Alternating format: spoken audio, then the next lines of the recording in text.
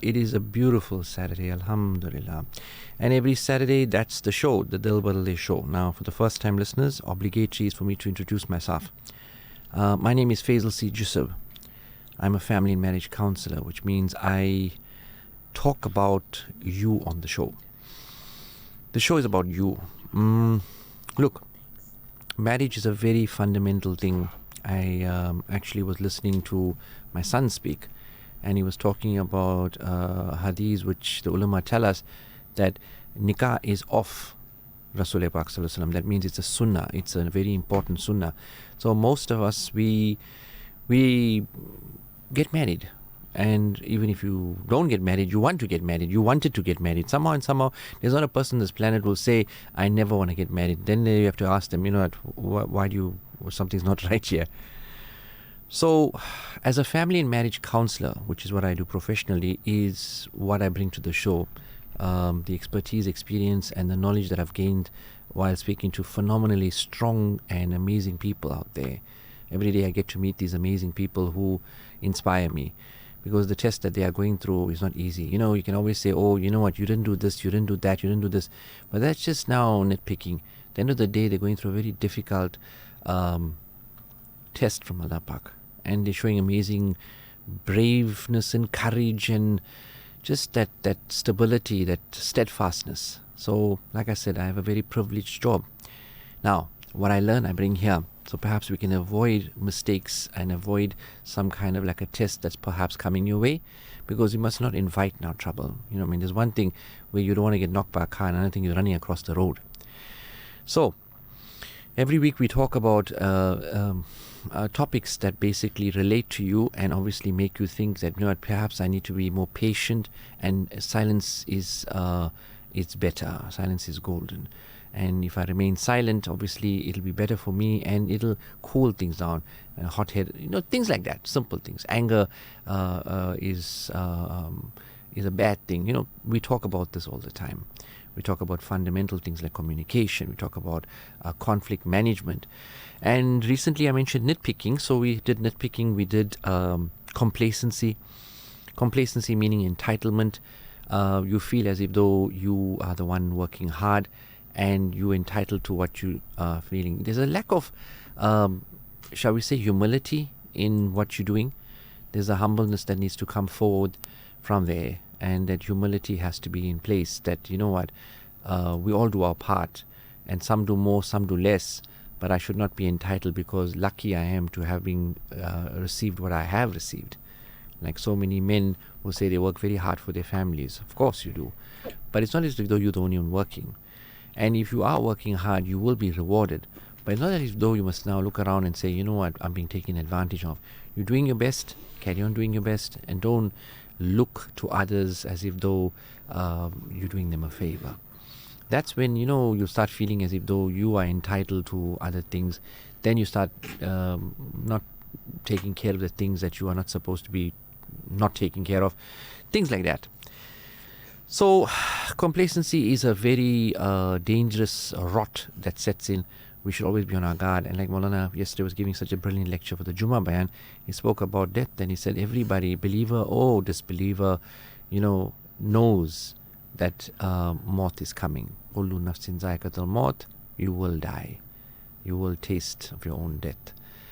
Then what's going to happen? Are you prepared for it? So, have we died before we die? That means, are we prepared for maut? I know it's a morbid topic, but it's just an awareness and just a little bit of a knock to say, get off the high horse and relate and be kind. That means if somebody's going through a difficult time, don't be judgmental, don't be harsh, don't be nasty. Be kind. So today what we're going to talk about is something also very fundamental, is an attitude that is not very pleasant. The victim mentality. Victim mentality. You get victims, you get aggressors, you get men who behave badly in their marriages and treat their ladies badly, or ladies behaving badly in their marriage, and men being the victims. But what is the victim mentality? So, it's a great topic to talk about, but we have to understand it firstly, because life isn't fair. And everyone at some point has to deal with a situation that they didn't deserve. That's why we call it tests from Allah Pak. While some deal and cope with the situation and move on, others get caught up in the feeling of being targeted by others and by fate. And the amazing thing is they don't even know why. Why me? Why did it happen to me? So this feeling of helplessness, they feel powerless and they feel very depressed about themselves. They lose the plot basically. The plot is to pick yourself up, but now they're saying, you know what, I can't do this anymore. I'm tired. I have this. Hence, we have so many desolate and pessimistic opinions as far as marriage is concerned and in marriages, which means now, no, this man is never going to change. No, my situation is never going to change. I can never forgive him. I can never forgive her. So that victim complex prevents you from fixing the problem because you feel as if though you can't do anything. Now, yes, it is true you can't do anything, but Allah can do anything. But the thing is that you have to take that step, then He takes 10 towards you. You have to show that strength. 313 against 1,000. They didn't turn their back and walk away. They said, we'll see it out. Today we will not abandon the Nabi of Allah. We will stand with him and we will die on the battlefield. They welcomed it. So, that kind of bravery we do not have and nobody will ever have because those were the Sahaba radiyallahu anhu. But when it comes to day-to-day challenges, why do we feel helpless and powerless? Why are so many people asking for divorces? Why are people quitting? Because they have this victim complex that, you know what, whatever happened to them is not taqdeer, somebody victimized him. No. But whatever somebody did, and even if your theory is right, which is not, but they did what they did, fine, your husband treated you badly, he was there, but why quit? It's because you feel like a victim. The victim basically feels or tends to see the problems as catastrophic, which means, wow, Qiyamah came. We know catastrophe. We're seeing one right now. Alhamdulillah, you know what? A genocide has been kind of declared in a diplomatic way, but at least the whole world now will agree. We're not sitting on a fence anymore. It has been ruled that yes, it is genocide that's happening there. Now, isn't that a catastrophe? 25,000 people approximately passed away. For what? For what? You have to have a scale. 25,000 innocent people have died. Women and children. 2/3 of it is women and children. Is that not genocide? Now that is catastrophe. But even then, to what we told, don't lose hope. Keep on making dua.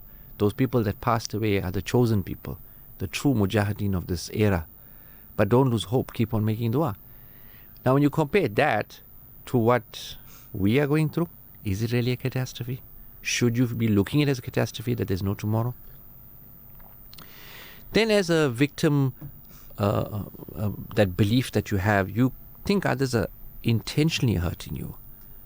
Now sometimes that's true. Some people like to bully and boss and gain like a upper hand on you.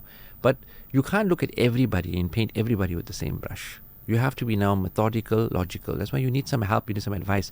You know, my mother-in-law shouts at me so much. I said, yeah, but now if you're going to do things that's going to make her angry, now if you do things that are nice, even then she shouts. She said, no, then she's okay. I said, then do the things that doesn't invite her wrath. Now if somebody sits with you, your sister-in-law, your cousin, your mother, your sister, whoever it is that sits with you and says to you that, see, learn how to now avoid problems, learn how to be smart. Then you won't feel like the whole world is intentionally after you or hurting you. Then you go tell your husband, listen, you know, I'm having a hard day, and he says, what you want me to do now? You know, mommy. Now he's not going to offer you advice to say that, listen, what exactly is going on? I'll tell mommy to back off, but meet her halfway. Try and don't do the things. Now, they, as a victim, now you can't respond and say, oh, you always blame me. Mommy is doing the bad things, but I'm the bad one. My best thing, I'd rather pack my clothes and go away. I'd rather go back to my father. And he'll say, oh my God, why open my mouth? So he doesn't know what to do as well. Just sit down and deal with the problem, but you can't sit with a victim complex, because then what's going to happen is everybody's going to start ruling over your life. Your father and mother are going to feel sorry for you. You, mommy, I never told you anything, but for so... Oh, come on, you're an adult. You have to sort your life out. So cut the crying, let's get with the program. Sit down with you and say, see, this is what your mother did, this, that and that. And I didn't offend her. She didn't need to be rude. She's my mother. My mother don't talk to me like that. Ask your mother to be polite. I don't want to be there. You don't embarrass her, but you need to step it up now. Either you step it up or my parents get involved. Your choice. But I'm giving you because you're my husband. But something has to be done, Now, if you're going to talk to him and assist him, then something can be done. And mommy might take a step back. Your victim complex can be maintained. That means you can grow from it. You can overcome this hurt and challenge. You can get the respect that you always deserve. But now if you're going to feel like a victim and helpless and powerless and being offended and everybody's being bullying, my husband is not on my side, then guess what? I'm going to carry on. Then you keep painful memories alive. That means you keep on regurgitating the past. Now, if it hasn't been addressed, I can understand.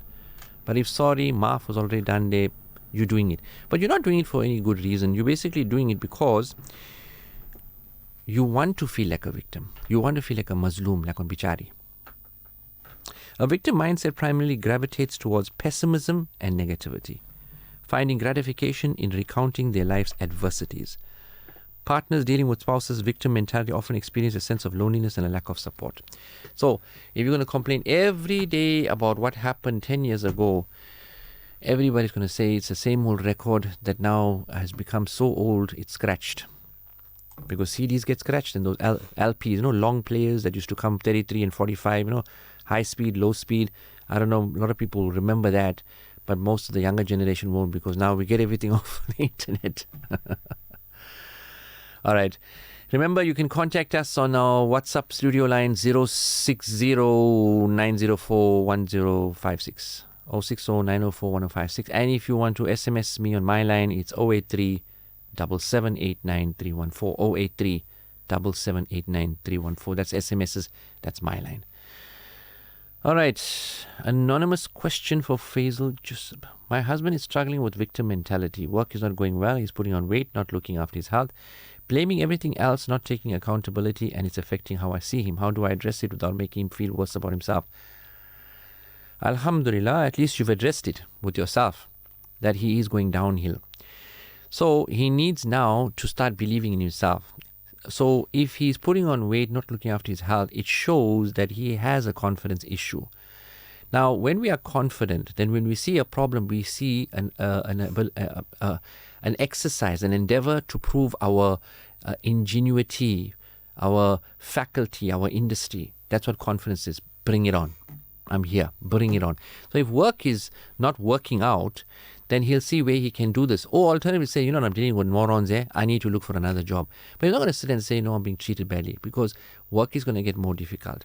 Plus, he'll come and confide in you. He won't now start feeling bad about himself. So what he needs to do, he definitely needs to tackle this issue. But he's got a confidence issue. Now here, you can't tackle it with him. He has to speak to somebody about it. So usually we'll speak to a Molana, he'll say, read this, read that, inshallah, we'll go away, right? He'll speak to a cousin, he'll say, you're not hanging there, I'll organize something for you, give me your CV, and maybe you can move. Because remember, when time comes for hijrat, then usually things get bad. So maybe it's time for him to now quit work and find a better job. Maybe it's time for him to do that. Maybe it's time for him to toughen up. Who's going to decide that is him. Whether he wants to stick it out or whether he wants to move. Because grass not green on the other side of the mountain. There's challenges everywhere. You start at another job, there'll be problems there as well. So I think he needs some help. Needs a little bit of counseling. All right, another one. Salam's Faizal, anonymous question, please. What is a good way to assist my wife to focus more on the positives instead of always looking at the negatives of her life? Jazakallah. Compliment her. Oh, did I say that too fast? Oh, I'm sorry. Talk about her good qualities. Talk about her positives. She'll become positive. Like, for instance, when you tell your wife, you are looking spectacular today. And it's not as if though yesterday you were looking not spectacular, but today, I don't know why, I'm noticing it more. Now, how is your wife not going to feel positive after that? Now, if she's looking at the negatives of her life because she's not aware of the positives, make her aware. How's that? Simple enough. Let's make her day. My co-pilot, my producer director is saying, make her day. Imagine that. You complimenting her will actually make her day. Yoi! That's how serious it is. All right, an SMS has come through. Assalamu alaikum, hope you're well. Does victim mentality means person can have narcissistic personality? No. Manipulative personality, yes. Narcissist is not somebody who thinks of himself as a victim. He never goes down that way. He makes everybody else feel that they are manipulative, but he never says to them, I'm weak. He always portrays himself as stronger than anybody. Manipulation. Assalamu alaikum wa rahmatullahi wa barakatuh. My brother Faizal Bhai, Ya Allah, I come before you not on my own behalf. Bless the ones I love and strengthen their iman. Let them live with contentment, rejoice in gladness, protect them spiritually, physically, mentally and emotionally. Ya Allah, you know what their du'as are, grant them what is in their hearts. Ameen. Nothing is too big for my Allah subhanahu wa ta'ala. Kun fayakun. He says, be, and it is. May Allah subhanahu wa ta'ala bless you, my brother Faizal Bhai, your family, and the entire ummah of Rasul Pak sallallahu alayhi wa sallam. Allah aap और आपकी family और आपकी co-pilot को हमेशा खुश रखे. This one from me to my wonderful bhabhi, maybe your co-pilot, but she is my bhabhi. May Allah subhanahu wa ta'ala bless you, my brother Faizal Bhai, your family, your team abundantly. Ameen, ameen, ameen, summa ameen. From Sister Ruqya. Sister Ruqya, alhamdulillah. You know, you send us the most beautiful of messages, and I can see my co-pilot is smiling a lot here today. Okay, so the situation is very simple. What we need to do is listen to somebody who is going to teach us that, you know what, we need to buck up. Now, there's a very bad saying that goes around, man up. It's a very disturbing thing for men. What do you mean man up? What do you mean man up? Am I not a man? But essentially what they're saying is lead. Maulana said this very clearly 6 months back. He says it quite often as well. He said, Admi kaha hai? Now in Urdu, what does it mean? Most people will understand. Where are the men? Doesn't mean that you are not a man or you are portraying female characteristics. No. It means, where's the leadership qualities? So victim mentality cannot be there. Yes, you go down. I am human. You are human. We do go down. But we pick ourselves up and say, Bismillahir Rahmanir Rahim. I take the name of Allah. And I start. And you know what you do? You pick up your sword and you go out in the world again. Not to cut people's heads off, but to cut your nafs off, to cut shaitan's head off and fight. You fight right till the end. You fight your nafs, you fight the problems, you overcome tests with the help of Allah. Now, have you got time now to have victim complexes and victim mentalities? Oh, I can't do this, I can't do that. No. You can do anything with the help of Allah, but you have to engage with Allah. That means you have to do the things that He's asked you. That means remember Him secretly and in public. Perform your faraz, your salahs. Dress in a way that makes people look at you and feel pleasant about you. Smile and be cheerful. Follow the sunnah. Where are you going to have victim mentality? The Sahabas didn't have food for almost 3 years. They were in the valley with Rasulullah Pak Sallallahu Alaihi Wasallam. They didn't have victim mentality. They knew they're doing it for an amazing cause. That is what we have to do, because life is really hard. And Rasulullah Pak Sallallahu Alaihi Wasallam told us that the eras are going to come which are going to get harder and harder and harder and harder. So our era is harder than my parents' and my grandparents' era. But should I not be stronger than them? Should I not be more capable, more knowledgeable? I mean, today we're getting children as young as 4 and 5 years studying hadiths. Where our grandparents studied hadiths? Huh? The majority of them were battling with Quran, reading Quran. Yeah, we have Quran at our fingertips, translated tafsir. We are being empowered daily. Is Quran not a way to fix your victim mentality? When Allah Pak says, my mercy far outreaches my anger, access it. Wallahu khairu razikin.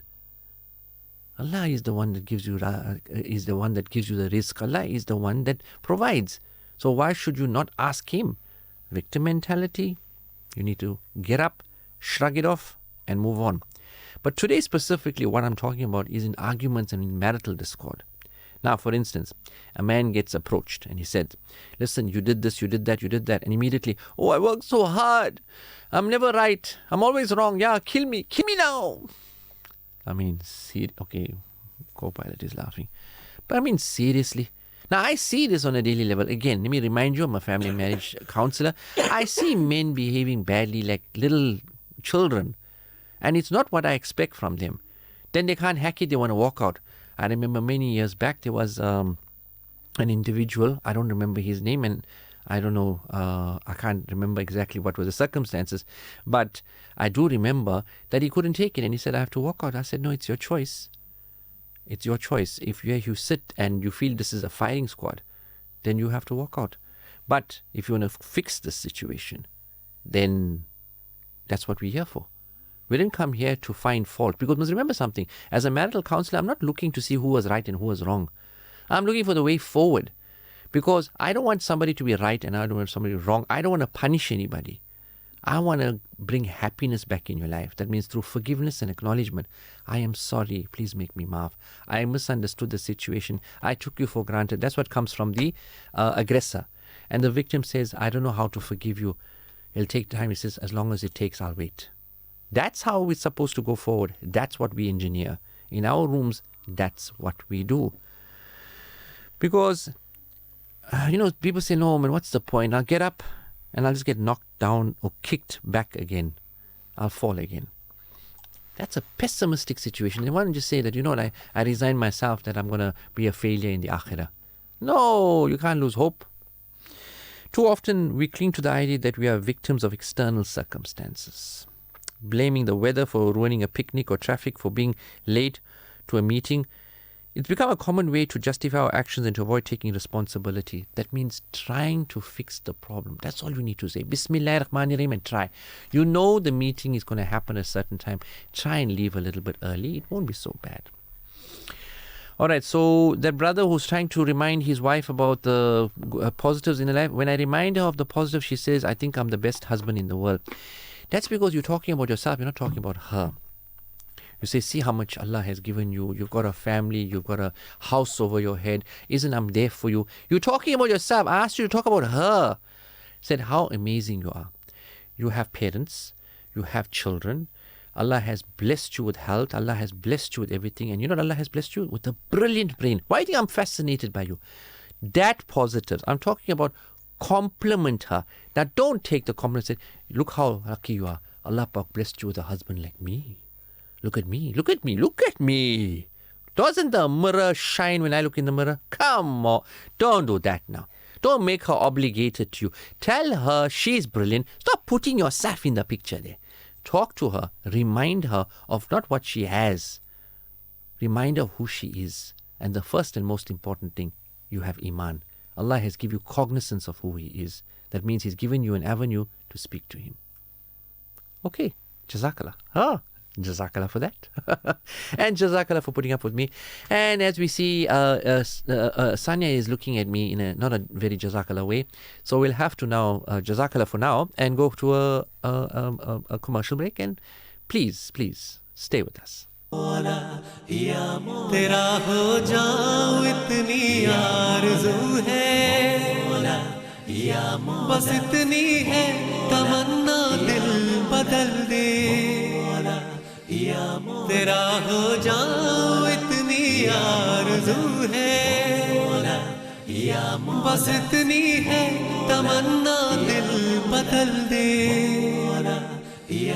बड़ा Assalamu alaikum wa rahmatullahi wa barakatuh. Wasn't it a pleasure listening to that? Dil Badal. Alhamdulillah. Okay, we were doing two things at the same time. By the way, Assalamu alaikum wa rahmatullahi wa barakatuh. You're listening to Radio Al-Ansar on 90.4 FN. I'm sorry, it was like I'm having a conversation with you. That's how it is on the show. You're listening to the Dil Badal show, and if you're a fan of the show as I am, it's a wonderful conversation we have here. It's not as if though I am giving you guys any kind of feedback or instructions or any kind of knowledge. It's like a pleasant conversation. I feel like I'm talking to somebody. And if you're following us on Facebook at the moment, because we are live on Facebook, you'll see I fit right in with the decor. I've got this red shirt on. Okay, co-pilot is laughing a bit, so I do crack sometimes jokes that does make her smile. Okay, so I do fit into the background because, as you know, the studio is like red and black, and I am wearing kind of like red. So I just fit into the walls. All right, bad joke. All right, so while we were on that break, we got one message that did come in. Remember, you're listening to Radio Al-Ansar. This is the Dil Badal show. My name is Faizal C. Joosab. We are talking today about marriage. We're talking about, because as a marriage counselor, as a family and marriage counselor, that's what we talk about. Alhamdulillah. So, naturally, we talk about things that can help you with your situation. So today we talk about victim mentality, and why I chose this subject today, why we chose this subject today, is because it really holds you back from going forward with your life. The most precious commodity we have is time. It's not gold. It's not land. It's not wealth. It's time. And when you waste your time being negative, not being optimistic and hopeful in the mercy of Allah and the abilities that He has endowed you with, you are wasting time. So with that, now we have an amazing message that has come through. It's a bit disconcerting. I'm just trying to get it to read it. Sorry, just 1 second. But it's important for the mentality to change. We have to be positive about the situation. The positive situation is you got to know that there is going to be light at the end of the tunnel. That means things are going to change. That, you know what, فَإِنَّمَا الْأُسْرِ يُسْرًا, that after every hardship there is relief. You have to hold on to that. Now that sometimes is harder to adopt. Easy to say. Alright, there's a situation here. Salams. I've been married for 5 years. Found out recently my husband cheated on me with his manager. He sent me a WhatsApp message to tell me about the affair, wants to part ways, asked me to remove my stuff. I'm now left with a 2-year-old son. Please advise forward. Please send through your personal number. Alright, this is now a case of betrayal, and it's a case of stupidity. So what I draw my attention to is the fact that he is a person that's willing to give up his child. Now, look, as a therapist, we do understand one thing, that you might have a lot of problems with your wife and you might want to divorce your child. But fundamentally, humanly, you can never divorce your child. You can divorce your wife, you can't divorce your child. So your child is something that motivates you because everybody wants to live. And how you live, again, is through your children. Ibrahim alayhi salam cried for how many? For 40, 50 years, begging Allah for a child. And Allah sent him a beautiful, mashallah, son, Ismail alayhi salam. Ibrahim alayhi salam wanted a child. Now he has a child and he's asking you to move out, which means now there's something else going on. So if he had this infidelity issue, right, and he's asked you to move out, so there's a lot more to the situation now. So maybe he's a person that married you and didn't value you. Maybe he's a person that married you and didn't actually believe that he was lucky to have a wife and a child. So this is what we need to draw your attention to. Now, just like earlier when I advised that brother to be positive with his wife, this is essentially going to need, but now you can't do it on your own. You're going to need counseling because this is a shock to the system. Because firstly, what's happened is you have found out that he has now broken the boundaries of Sharia and has now gone out of the boundaries of Nikah. Secondly, he's trying to avoid the gun, the accountability, which means the firing squad. So he wants you to move out. So what I suggest you do is call a family meeting. Call your people in, your family, your brothers and everything, and you don't move out until you make the situation apparent. So maybe you haven't told the family, maybe you have. But now this is something that you can't sit on because now he's asked you to leave. And he has that right. Because must remember now, if he divorces you, if he gives you talaq, you'll have to go back to your wali, to your mahram, your father, your brother, who take care of you. You have to go into iddat.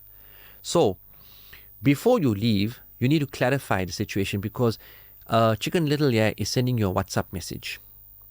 You need to now sit with your wife and tell her exactly that I have grown tired of you and our child, and I want to basically kill myself by committing zina with this woman. So you have to ask him that question. Yes, you have committed zina and now you're punishing me. You're going to be accountable to Allah Pak and you're punishing me. Okay, so let's just get this clear. You don't want me to be with me, I'm halal, and you want to run towards haram. Cool. But make witnesses to the situation. If you can, get some elderly person that is neutral to chair the whole situation, because look, your family is going to be very upset about the situation. They need to be present to give you the moral support, but this is a meeting that has to be had. So that's the first step. The second step is he's made up his mind and he wants to basically kill himself and throw his life away and not hold on to something which Allah has blessed him, which halal. Look, whatever the problems are, if you are not keeping him happy and you are a terrible wife, it can be fixed. If he doesn't understand you and he doesn't appreciate you, it can be fixed. If he's made a mistake and he has now been seduced by a person out there that wants to break his home, it can be fixed. Allah can forgive everything. But he has to come to the table. So this WhatsApp message now, I don't know if she sent it or he was engineered to send it, but you need to have a face-to-face meeting. So you can't now make it easy for him and just leave. You have to call your family in, call his family in, and you're going to have to make a big show about it and say, this is what's happened and this is what he wants to do. If you all tell me that, listen, the best thing to do is for you to leave, then there's my family right here, I can leave. Right? It's not as if though I'm standing on the road. But a 2-year-old child now I have. I don't know if it's a son or a daughter.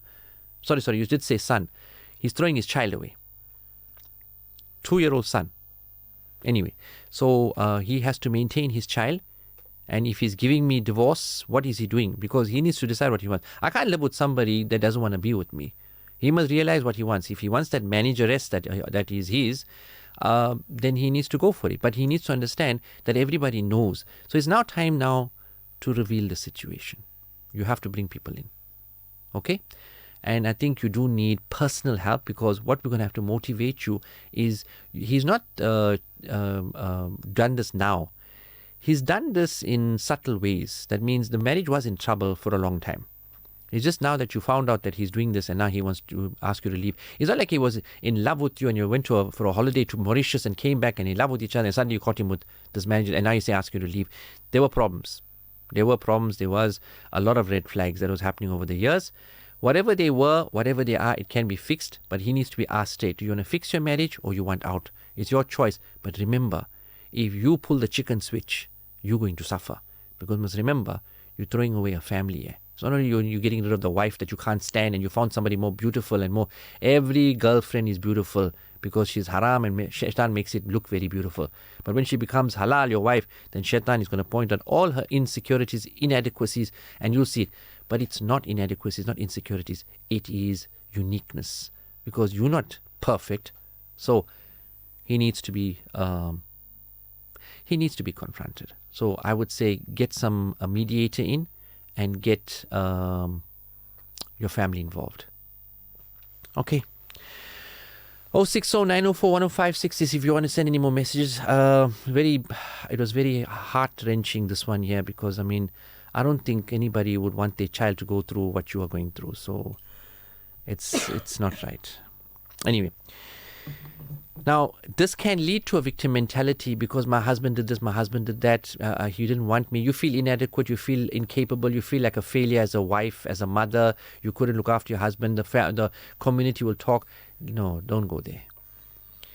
If you're going to believe stupid because a stupid person made a stupid decision, then you're wrong. We can't feel stupid or can't feel bad because somebody is behaving badly or stupidly. The people who are committing atrocities throughout the world, so we are supposed to feel weak? No, we stand up to it and say, you are wrong.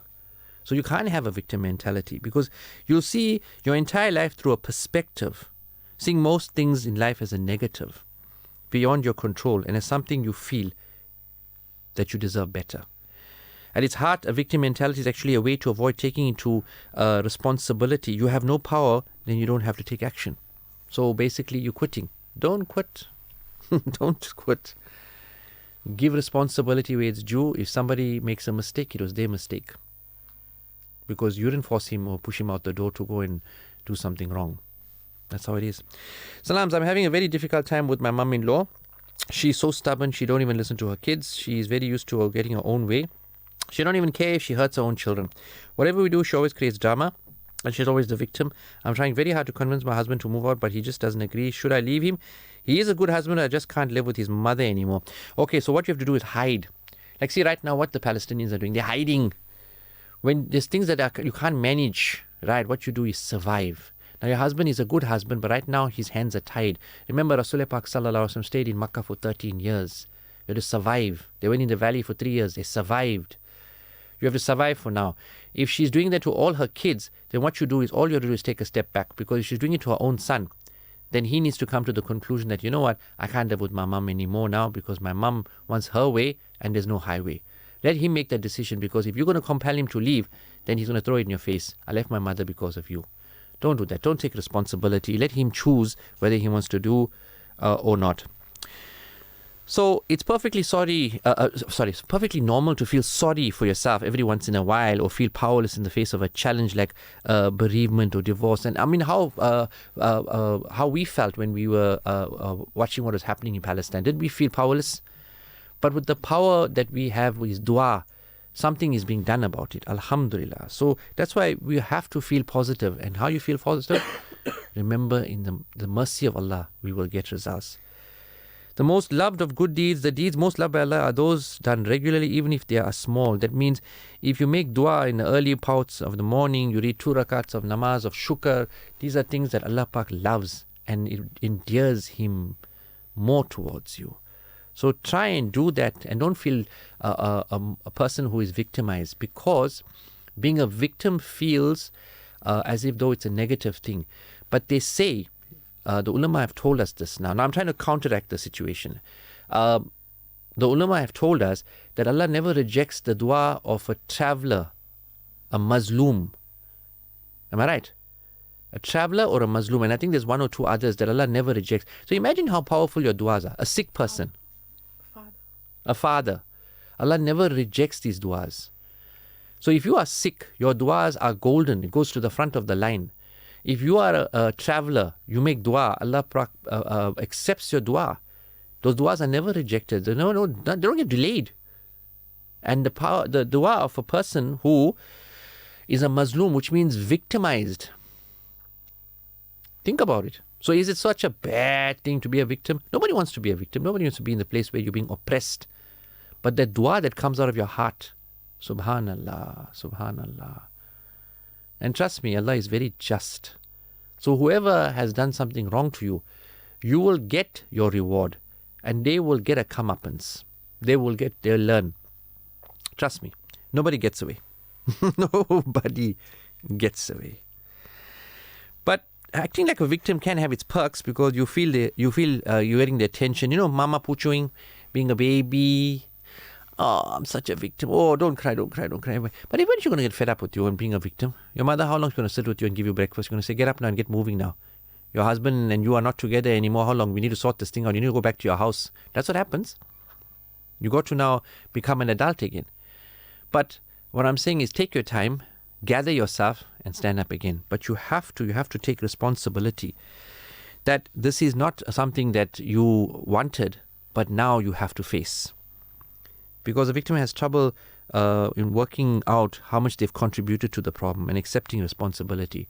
So you have to sit down with somebody and say, see, yeah, I fought with my husband, but that doesn't mean my husband must now divorce me. Every woman fight with their husband. If that was the case, then all women would be divorced. Or what, have we become so arrogant now that we can't take a woman's annoyance, a woman's contradiction to us? If your wife says no and you said yes, if she says 1, you said 2, that's what makes the couple unique. You'll bring 2 perspectives to it. But now you're going to blame yourself because your husband in a fit of anger did that. You can't behave like a victim. You have to stand up and look at the facts, not the perspective. You get frozen in life. You perceive yourselves as powerless. So your life is stagnant. Only excuses, no ideas or remedies, no energy. Like when people get divorced, you do go into a doldrum, you do go into a situation, but it's like you need to take your time, gather your strength, get your second wind and go back out there again and fight and find that partner that really is meant for you. Because divorce is a stepping stone to the next part. Remember, the first divorce that happened was Hazrat Zainab radhiyallahu and Zayd bin Harith radhiyallahu.